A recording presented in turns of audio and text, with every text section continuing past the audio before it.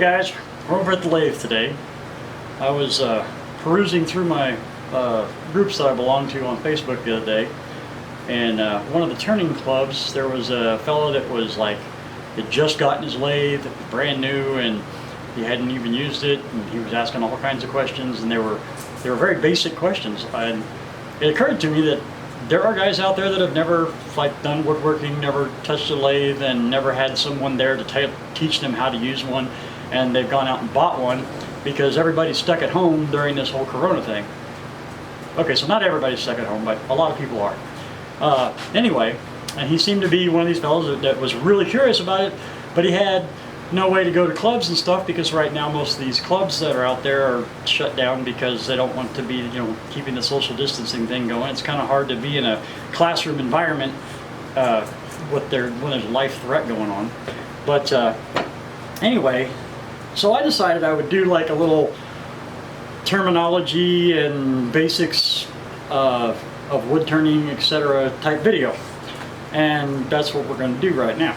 So first off, he had posted a picture of the headstock of his lathe with the faceplate on. Now it was on backwards. This faceplate won't go on backwards, so I couldn't set it up exactly the way he had it. And he had the spur center in the middle of it. If you're doing between centers turning or spindle turning, you don't need the faceplate. You can just take that off. On this machine, that's as simple as just stopping the spindle with the spindle lock and taking off the faceplate. This is for faceplate turning, or face turning. So you don't need it when you're going to be doing spindle turning. And we'll talk about spindle turning first, then we'll come back to face turning. So this is the typical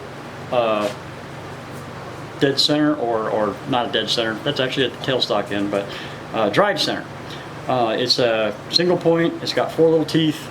This is typical. There are ones with 2 teeth, there's different ones. Then this is what they call a stub center, and it's got a whole bunch of little points and then one single point in the middle. These are supposed to be safer because if you catch, then the spindle will stop and this will turn inside it, and all you have to do is retighten your tailstock and it drives these little points back in, and then you can keep going. For really hard woods, these are great. Softer woods, this is better, at least in my experience. So don't worry about getting one of these. You can still do all your turning with this, spindle turning with one of these type of drive centers, but it is handy to have this later on as you get more advanced. So keep that in mind.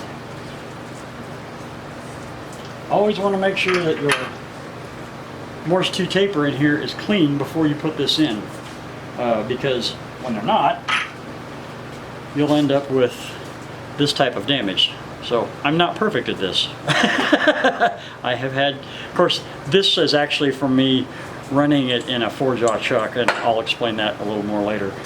But it sits in there pretty good. You're also going to get with your lathe a knockout rod, and that is so you can knock this out. Because after you've jammed it up on there and put the crank to it off the tailstock, it's going to lock in there so you can't just pull it out by hand. So you need that.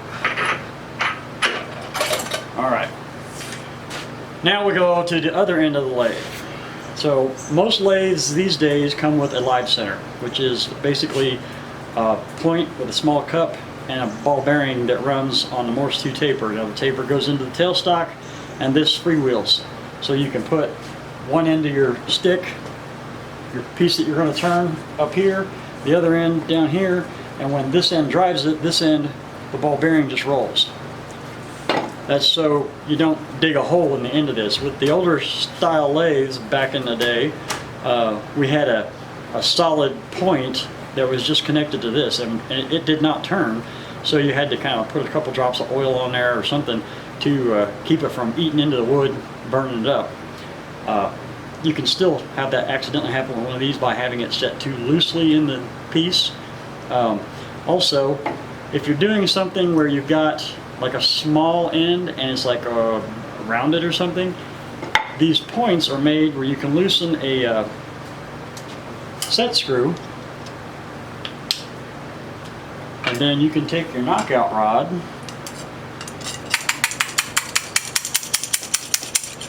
and knock them out. And so the end of your turning piece can actually sit in this cup, and it's self-centering because of that slant in there. Now, granted, you can't do that on something very big, but on smaller pieces, this is handy. Okay, so if you're doing bigger pieces and you need this type of a thing, you need a different center, live center. So I went out and bought myself a one-way live center. This one has a locking mechanism so that this can be locked still, and you can put different tips on it.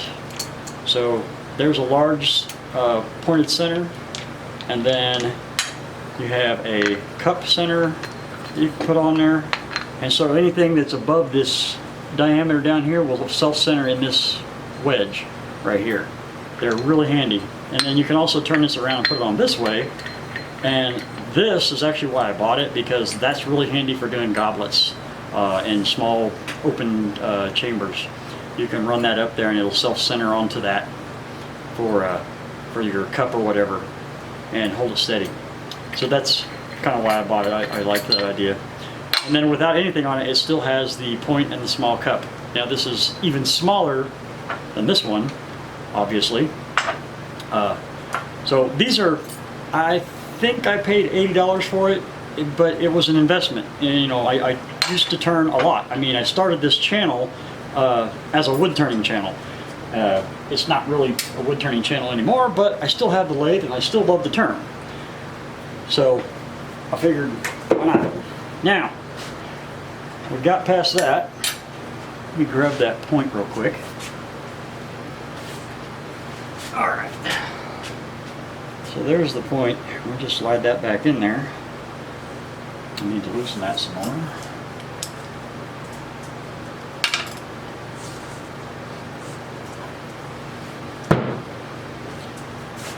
If this is having a hard time going in, don't hit it against metal. Use end grain of a piece of wood. What I just did was use this, and that drove it right in. And then you tighten your little set screw back down. Alright, let's talk about the tools for a second. I'm sure you can see them laying here. Alright, so basic spindle set. This is not for bowl turning, so there's no bowl gouges here. But for a spindle set, this particular set had 3 spindle gouges. I can't say that I use this one a whole lot. This is the largest of them. It's a 1/2 inch spindle gouge. And then there's these two, which are 1/4 inch and 3/8 inch. These are the ones I most commonly use for spindle turning. Of course, there's a roughing gouge, which is a lot bigger, and the grind is a different angle, but we'll get into that in another video probably. But you'll want, like, I think I have this one set at 50. Yeah, this one's set at 50 degrees. I believe these are set at about 25. I would have to actually double check that. Okay, then you've got your skew and your cutoff tool. So this is a parting tool, cutoff tool, whatever you want to call it. I mean, I guess on a metal lathe it's a cutoff tool, and here it's a parting tool. Maybe it's a parting tool on a metal lathe too. So anyway, this is for actually cutting off things on a spindle, or cutting all the way through. You can also use it to size up pieces. One of the things that as you get farther along in your turning you'll want to grab are a set of calipers, a set of dividers, inside calipers and outside calipers. And it's really handy to be able to sit there and have your piece up here and cut in, and then when you hit that point, this will pop onto the piece so you know that you're the right size, and then you can pull that piece out, the tool out. The roughing gouge, of course, is used from the very beginning. That's the first tool you pick up to get yourself into round. I'm actually going to demonstrate that here in a moment.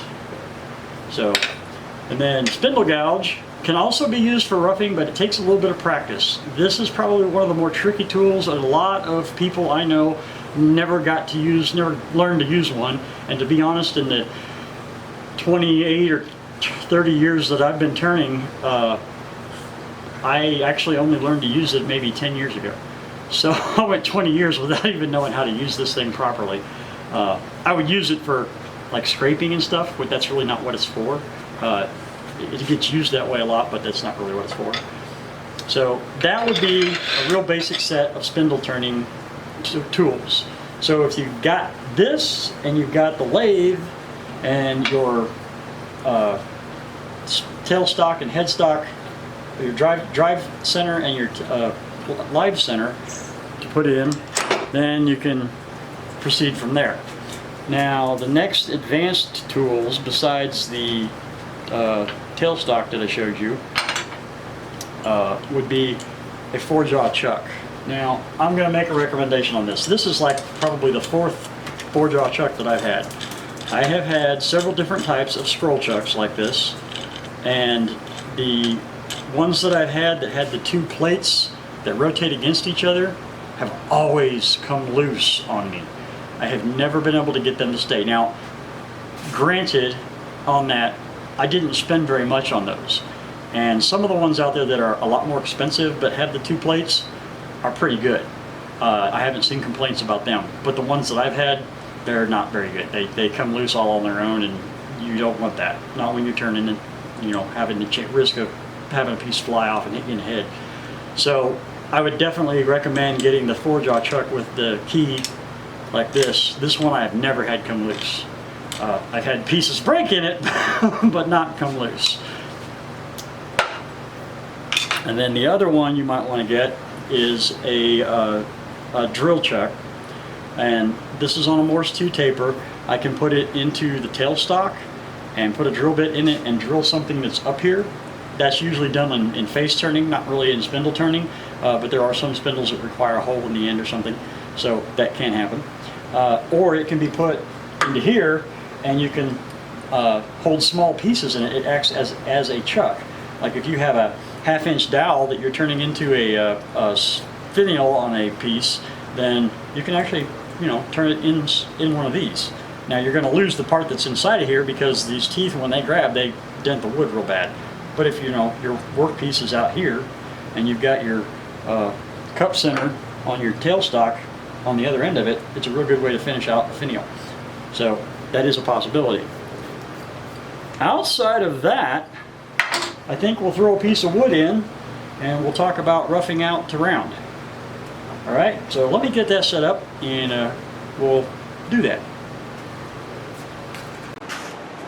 All right, so here's our blank, and I have already marked the ends with X's. You're just going from corner to corner on both ends to get an approximate center.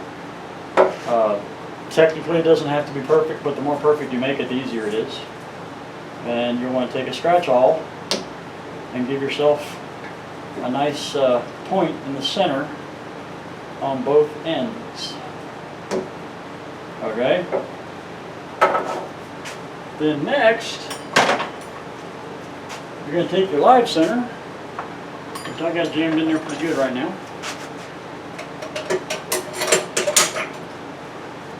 and you're going to stick it up here. You don't want to do this on the lathe. You can damage your bearings in your headstock. So you put this on a nice solid surface and drive that in there until you've got all 4 of those little tabs engaging the wood. So you can see here that it's got 4 little tabs that the 4 little coincide to these. So now that'll lock in and grab the wood. So now we've got that up there. We'll bring our tailstock up with our live center, and we just want to put that live center point right into the little hole that we popped with the awl.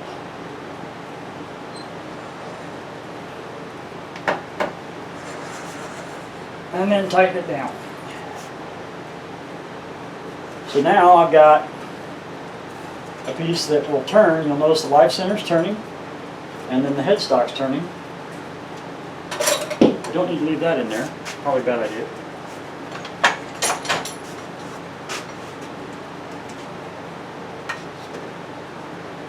Now, my lathe is variable speed. You may not have that, so my suggestion is whenever you're turning and you are done turning a piece, run your speed all the way back down so that the next piece you put on there, you're not starting at high speed and it turns out it's out of balance and flies off your machine. So like if you have a Reeves drive, that means you want to push the lever all the way over to the slow position before you take that piece off and put your next one on. And then you can bring it up to speed where you're comfortable to do it. Now, spindles turn faster than bigger items. The smaller the diameter is, the faster you want to turn it. It makes it a lot easier. Oh yes. For roughing out, please wear some type of face shield, at the very least for roughing out. Ideally wear it for the whole process, but if you're wearing safety glasses, once you get done with the rough out, you're usually okay. But for roughing out, you definitely want a face mask because bigger chunks are coming off. They will hit you, they will hurt. Alright, so like I said, mine is a variable speed, and it's actually on right now. So I can start cranking it up, and it'll start turning. I'm going to crank this one all the way up because I know it's in balance enough. I'm in low gear on this lathe, so it's only going to spin at about 1200. 1250, looks like. So, now I can take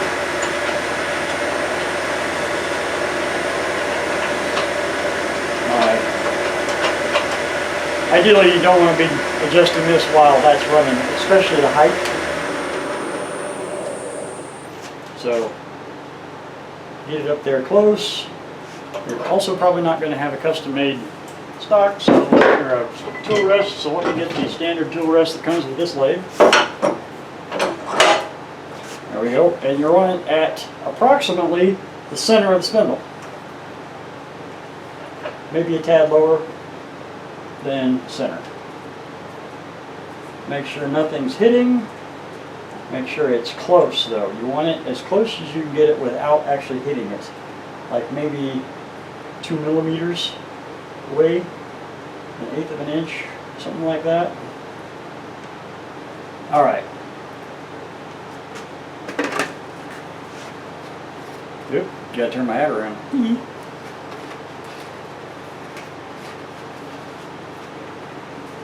Okay, so let me pull that up for a second. We're roughing out, so we're using the roughing gouge right here, and I'm actually going to bring the camera up here closer so you can see what's going on. Alright, so here we are, all set up. We're going to start roughing out. Now what we want to do is we'll start about 1 inch from the end and work to the end until we've got that part worked down to an acceptable level, and then we'll start grabbing pieces and moving it farther and farther along. With a roughing gouge, you still want to try to introduce the bevel right here rather than the edge, but it's less critical while it's not round. Once you get it round, then you definitely need to hit the bevel first and bring it back down in until it cuts. But when you're first starting this part, you can probably just let it, you know, pop stuff away. By the way, if you're wondering what kind of wood this is box elder. It's a really soft type of maple, so it cuts really easy, as you can see. Well, that helps that this is actually very sharp right now. So we're just going to come in here, and I'm starting with my tool slightly tilted and parallel to the center of the lathe.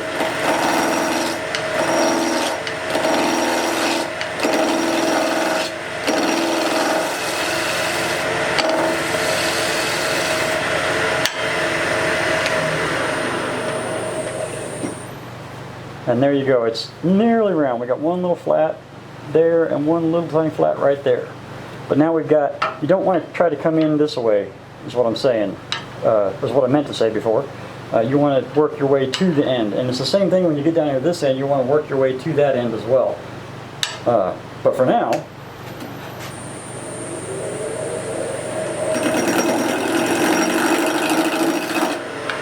you can let it get up to full speed, that helps.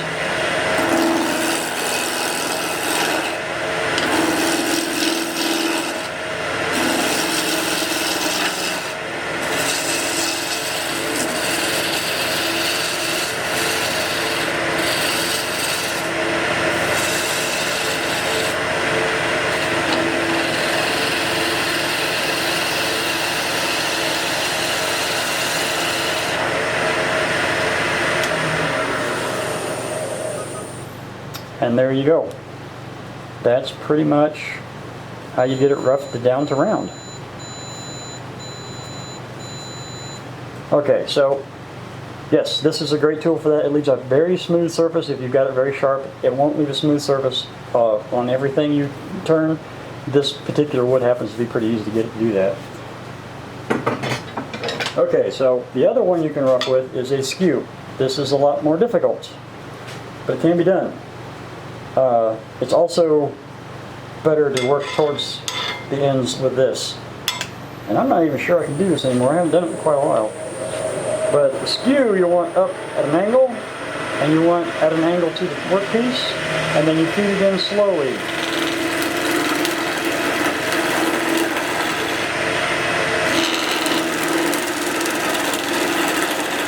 And as you get closer and closer to round, you need to lay this down farther and farther. What you don't want to do is let that point catch in the wood, because if it does, it makes a mess.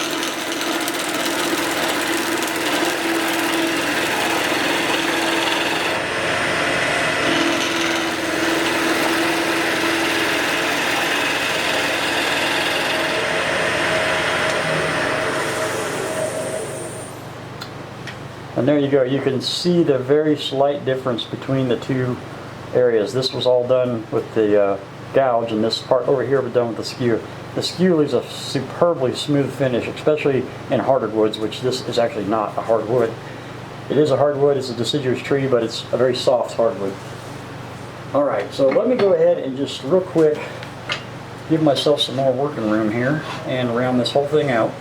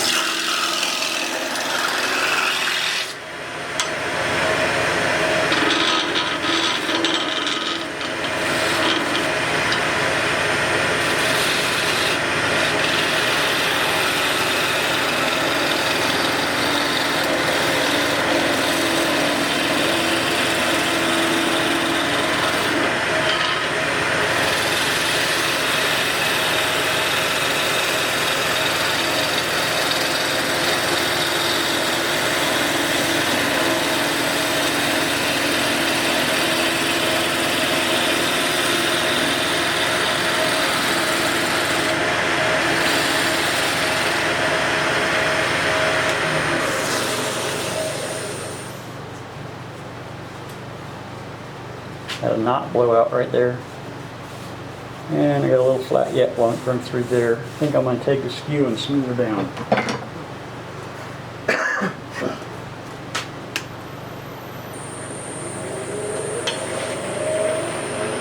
So this is what I mean about presenting the skew. You want that bevel to rub, and you don't want that point, that top point to hit.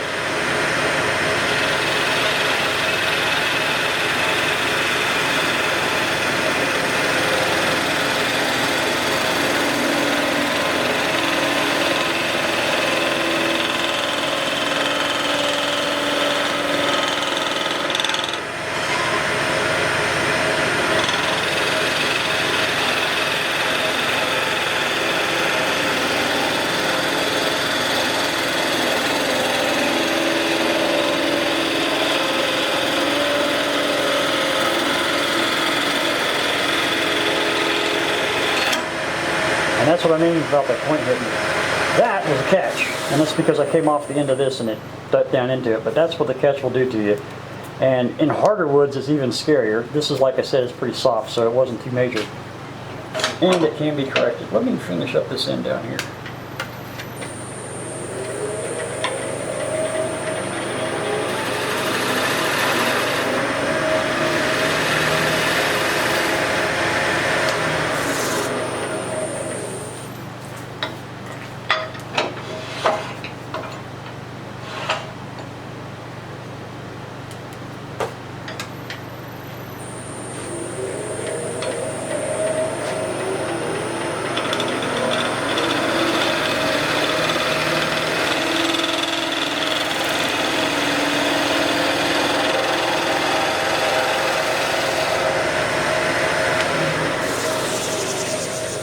I'm not going to worry about getting all that out of there. This is just a practice piece.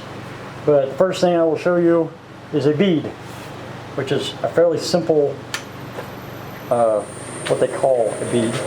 And I'm going to designate the lines with this, but we're going to use the gouge to make the bead, because this is difficult to do. You can make a bead with a skew, but it's a little more difficult, and if you're just starting off, I don't recommend trying it. What you can do is use this to get some nice deep grooves going in here. Okay, and then we'll say right about there.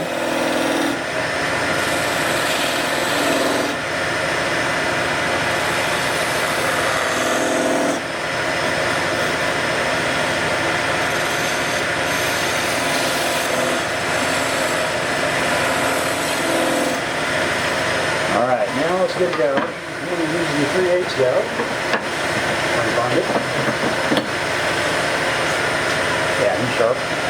Alright, so rubbing the bevel means that you want to engage the tool with this flat part out here and not the point. So you're coming down and you're letting the bevel rub until you see it start to cut, and then you can move the tool. Now with a bead, we're going to use this motion. We're going to roll it and swing the end over at the same time. Okay? So let's cut in out here first.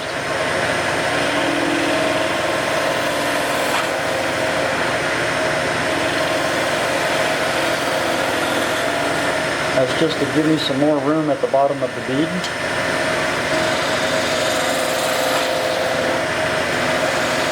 Or the bottom of the roll. Okay, so here, rubbing the bevel, bring it into the cut, and then roll and turn. And then the same thing going the other way, which is tricky for some, including myself.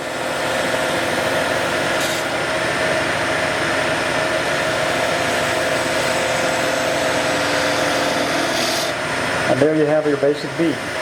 Nice and simple. A little bit of sandpaper.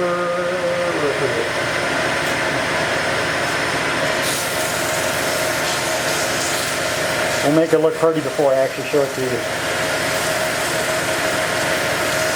Of course, I'm going straight from the tools to 320, which might not look as good as I should. Alright. And voila. So that's basic spindle turning. From there you can learn all kinds of different types of cuts. This is like one of the more basic ones. You're almost always in spindles going to have, like, because spindles are like chair legs, table legs, etc. So if you want to build a table and you want to make some legs with some nice like beads like this, I mean, it's a common practice. But anyway, that is Lathe 101 Part 1. And I will see you in the next one, where we will talk about face turning. Alright guys, thanks for watching. Bye.